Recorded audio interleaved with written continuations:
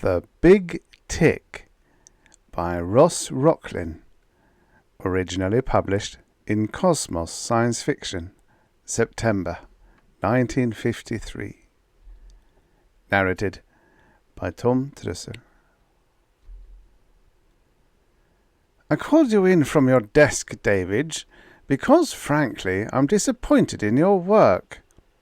Edward Cobber's smooth, cold hands arranged the papers on his desk in precise, squared order. He was, indeed, a precise man in all ways. His office was as perfect as the right angle could make it. Furniture avoided corners. Pictures hung straight. No item in the room was guilty of a hypotenuse. He laid his arms along the flat arms of his erect chair, looking straight into the eyes of the huddled man facing him. Some of the perceptive keenness that had made David one of the best sales managers in the agency showed in the proud lift of his greying head. "I've waited to discuss it for a long time, sir," he said. "There seems to be very little to discuss, David," remarked the younger man, as he frowningly flipped papers. "Here's the July sales report. What do you suppose Mr. Watkins will say about the steady decline in sales?" "What? And July should have been a good month, a very good month." "Then look at this pusher letter you sent Manning. I'm terribly disappointed, David, terribly. Manning's a good boy, makes a very fine showing. But we don't tell him that, do we? It took the fine edge off his work. Really, David, after 11 years in this office, how can I ever explain this to Mr. Watkins?" "If you'll allow me to tell you," said David. "Yes?" David was normally a quiet, hunched man of persistent driving energy.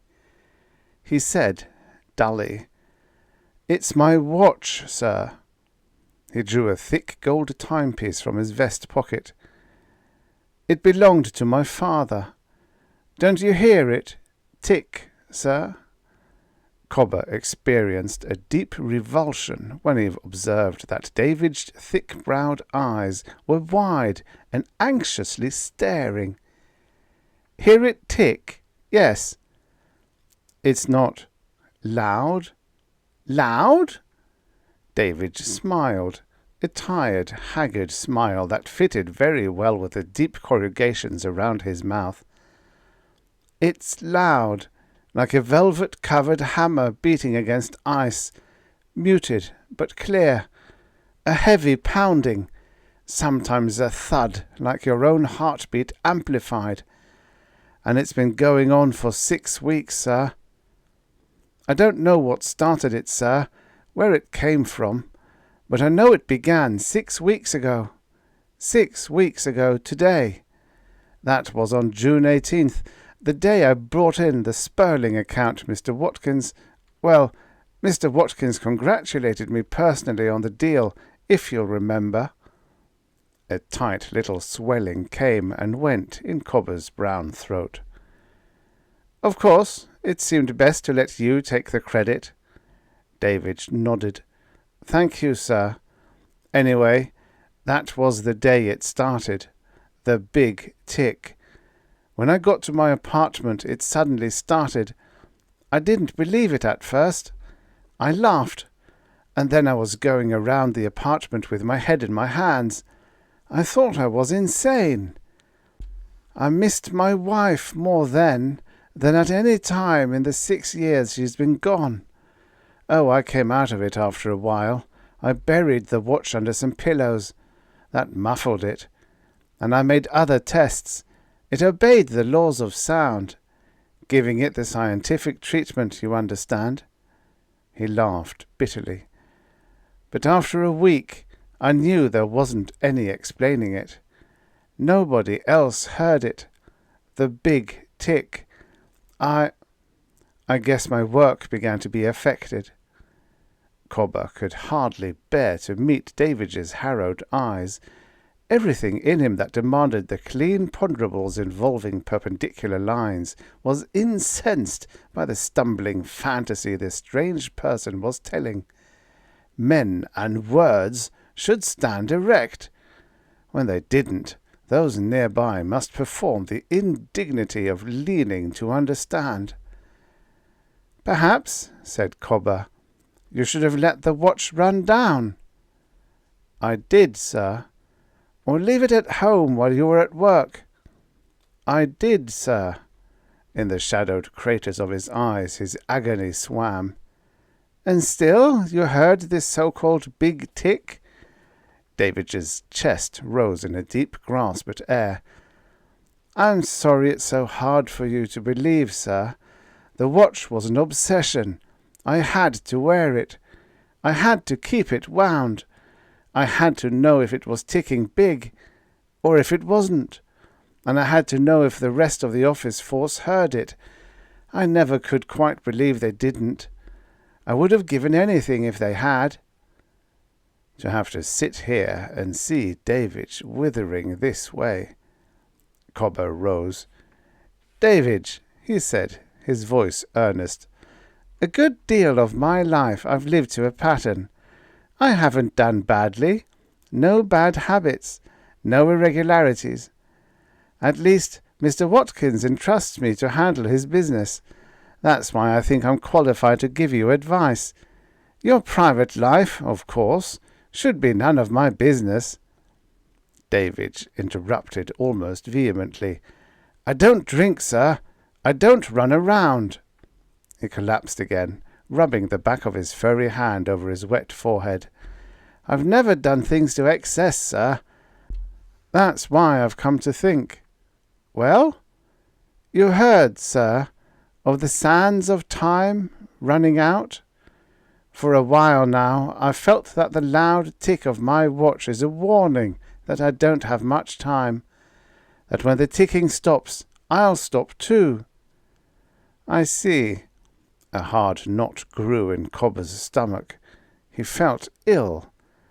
To have to stand here and see a mind decompose. At least it told him what he had to do. "Davidge," he said, staring straight past those anxious eyes. "Davidge, see here, old man." Cobber sat down heavily. "Davidge," he said slowly, "take a month off. With full pay, of course. And then, if your position is still vacant—" The thought stood alone for Davidge to examine as he wished. Davidge seemed to crumble. Then he dragged himself erect, staring at the gold watch which he still held in his hand. He let it slip from his fingers to the rug. He walked slowly out of the room, in much the same spiritless way he had come in. Thoughtfully, Cobber picked up the watch, placing it absently on his desk in precise line with the onyx paperweight. Davidge died that evening on his way home. The car was just turning the corner when Davidge stumbled over the curb. It wasn't a heavy blow, but when the crowd gathered, Davidge's eyes were already glazed. Cobber heard it from his secretary the next morning. For several minutes he sat precisely erect, reviewing what Davidge told him the day before. For Davidge, the big tick had ceased. Cobber couldn't quite get Davidge off his mind. He was annoyed that he should feel guilty. He hated to think that Davidge, having been eased out of the firm, hadn't had his mind on his surroundings, and so had stumbled into the path of the car. But that was ridiculous. What had happened was that Davidge had required the psychopathic notion that a watch was ticking his life away. As, indeed, do not all watches tick our lives away? To lend more weight to the fantasy of the big tick, Davidge imagined that when the ticking stopped, he in turn would stop. In order to stop the maddening tick of his watch, Davidge had unconsciously committed suicide. Cobber breathed more easily. He quickly decided to place the watch with Davidge's belongings and to return it to his estate. He kept on putting this off, however. He did not know why, nor did he know exactly why he kept the watch wound, except that his precise habits made it impossible to abide a man or machine that didn't function. Months passed. Then, one morning, Cobber came into his office, and the watch was ticking big. At first, Cobber thought men were working in the street. Then he understood. The light of the sun seemed to fluctuate in a great blanketing motion, like the leaf of a great book turning over. He opened the drawer where the watch was kept. The big tick sounded like steady blows on a muted anvil. Instantly Cobber knew Davidge as he had never known any other man in his life. He knew that this was the sound Davidge had so hopelessly tried to explain to him. He understood what Davidge had gone through. He knew that he, Cobber, would run the same gauntlet, if he let himself. He, Cobber, must therefore never, after this, allow himself to believe that this monstrous swinging tink-tonk ever occurred, either actually or as a result of a devil's trick played on him by subterranean conscience. He must immediately get rid of the watch. Immediately. Cobber walked to the window, shoved it open, held the watch over emptiness. He would drop it smashing to the street 3 stories below. Then a wavering weakness descended on him. He might hurt somebody. Cobber put the watch in his pocket. It seemed to have increased in weight as a result of its peculiarity. He went into the street, intending to drop the watch into a city waste receptacle. Each time he attempted this, he imagined that somebody was watching him. He passed in front of a moving streetcar with the idea of letting the watch fall into the grooved track. A youngster on skates was watching him from the curb. He knew the youngster would run out and try to get the watch. He kept the watch clutched in his hand. Chilled to the bone, he decided to return to the office. As he started back across the street, he stepped quickly back toward the curb and felt his heart give a great crash against his chest. His body trembled. For a second he imagined a heavy car turning the corner. There was none. He bit his lips until tears came to his eyes. A few moments later he was safely at his desk. The big tick was so prominent in his ears that he was unable to dictate. He dismissed his secretary. With an effort he pulled himself together. He cleared his desk, cleaned out drawers until the superficial trivia of his surroundings were neatly squared off. Then he sat, precisely erect, smoothing his hair and resting his arms laxly on the arms of his chair. He now retreated into his intellect, the place from which he could best defend himself. Obviously, he had a guilt complex about Davidge's death. He had manufactured that uncanny ting-tonk as proof that Davidge had been telling the truth, that it was the watch which had foretold his death. That would relieve Cobber of responsibility. Obviously, reasoned Cobber, he was imagining the whole thing. When he left work that evening, the watch remained in his desk drawer. He would leave it there. Nothing would make him return for it. He was strong. He was not like Davidge. But as he pressed in the clutch of his car, hot torment poured through him. To know if the big tick was sounding. To know! He returned to the office, but even before he opened the door, he heard it. He fled. Somewhere, soon, death lay in wait for him. Near a street corner, as it had for Davidge. In a collision, somewhere along the precise ordered path of his life, he would meet it. That night he did not sleep, but lay awake in the haunting silence. "You've heard, sir," Davidge said, "of the sands of time running out?" Cobber's hands clutched his pillow. In the morning, a rare silence filled the office. Cobber's heart leaped. With a gesture obscenely animal, he pulled open the drawer. The watch was there. Slowly the abysmal truth dawned. He sagged to a seat, wet forehead supported by the tips of his fingers. Very well. He had forgotten to wind the watch. He would leave it unwound. For an hour he endured it. The silence, the not knowing that had plagued Davidge before him. Then he wound the watch. The big ticking resumed after a moment, and then slid into the steady beating of a hammer crashing through his skull. And at last he understood why he could not make himself dispose of the watch. It was meant to warn him. As long as the big tick sounded, he was in mortal danger. He must somehow stop the big tick.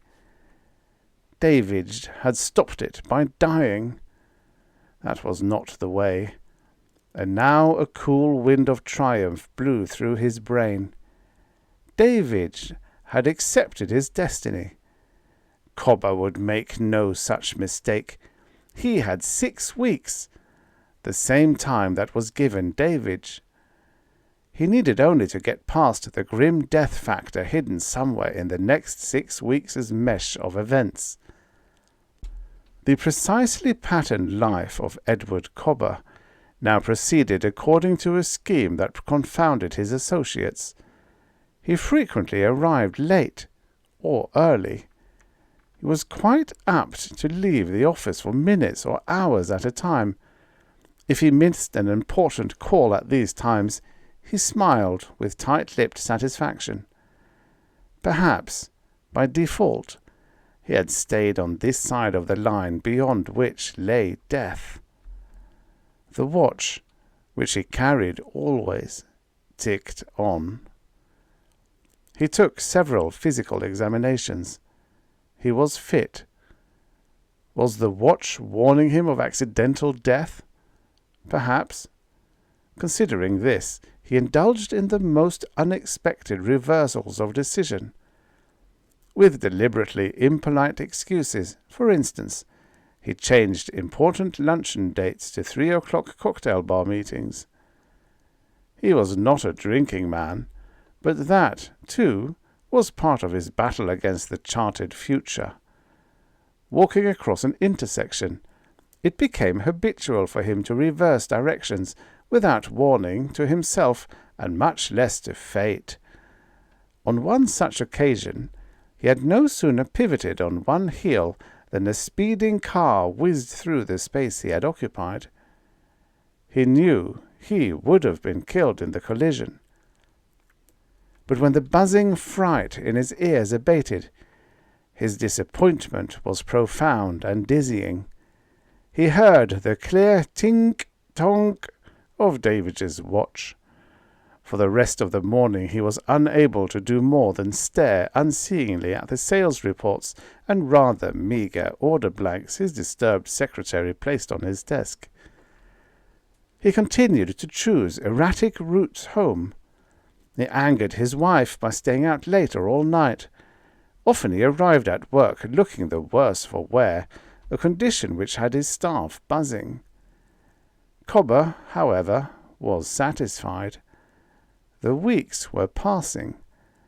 Somewhere along the way, perhaps often, he was neatly sidestepping his grim opponent. Statistically, his chances were getting better every day. Finally, the 6 weeks would be gone, and the big tick would cease. It was on the very last day of those 6 weeks, the first day of May, that Edward Cobber came to realize his blunder. May the 1st. Tomorrow it would be over. He would be alive or dead. He would have remained home in a state of perfect stasis if it was not for his wife's nagging presence. But he went to the office. He sat before his desk in a kind of rigid blankness. If he could live through today, if he could exist past the hour of 5 o'clock when David had died. He made an attempt to return to his squared-off thinking. He straightened in his chair. He lay his arms along the arms of his chair. He planted his feet firmly. Now, he would stay here the rest of the day, unmoving. Nothing could touch him. The inter-office communicator buzzed. There was a shearing away of the sharpened corners of his thoughts. The wind of fear droned through his brain. "Mr. Watkins to see you, sir," said his secretary softly. And at once Cobber realized the cyclic nature of events, the inevitable frustration of man against time. Watkins coming to see him. Watkins, who came to see him not more than twice a year. Today was not the last day. It was the only day. There had never been another. The big tick of Davidge's watch seemed to heighten until its echoes pounded through the room. A nauseous light-headedness gripped Cobber as the door opened. Almost he saw Davidge as he had stood in that same doorway not many weeks before. It was, however, Watkins, and the cycle had made its round. "Mr. Cobber, I dropped in because, frankly, you have given me cause to be disappointed in your work." Cobber knew that, in the nature of things, there was nothing he could do but try to explain about the watch.